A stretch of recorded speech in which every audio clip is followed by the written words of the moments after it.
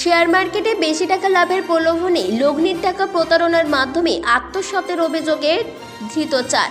ঘটনাটি ঘটে বরাকরের মনবেড়িয়ার বাসিন্দা আশুতোষ কুমার ঝাঁয়ের সাথে। আশুতোষ কুমার ঝাঁ কিছুদিন আগে একটি বেসরকারি ব্যাংকে ডিমেট অ্যাকাউন্ট খোলে শেয়ার লগ্নির জন্য।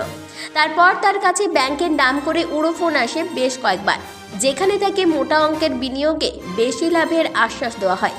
সেই মতো তিনি তাদের হাতে কয়েক ধাপে 5 লাখ টাকা তুলে দেন। কিন্তু এরপরেই তিনি তার ব্যাংকে পৌঁছে খোঁজ নিয়ে জানতে পারেন তিনি প্রতারিত হয়েছেন।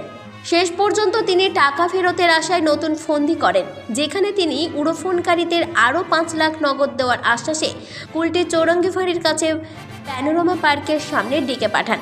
একই সাথে চৌরঙ্গি ফাঁড়ির পুলিশকে বিষয়টিও জানান। চৌরঙ্গি ফাঁড়ির পুলিশ আশুতোষ ঝাঁয়ের অভিযোগের ভিত্তিতেই নরেশ মণ্ডল, প্রবীর মজুমদার, বিজয় প্রসাদ ও স্বরূপ মল্লিক নামের 4 জনকে গ্রেপ্তার করে। শুক্রবার অভিযুক্তদের আসানসোল আদালতে তোলা হয়। পুলিশ ঘটনার তদন্তের স্বার্থে 7 দিনের পুলিশি হেফাজতের আবেদন করেন।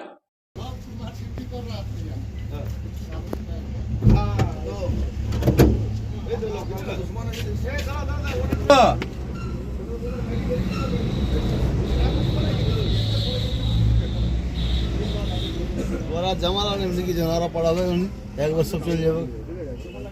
ঘাড়ে বসাবে, ওই সাইডে বসে 4 জন বুঝছে।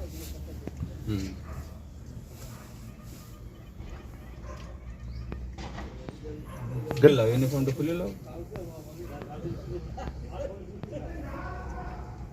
সোয়েটার পরে আছে, আর ভিতরে ইউনিফর্ম আছে। মালিক বলবে না ড্রাইভার কখন পাওয়া যায় খুব পায়।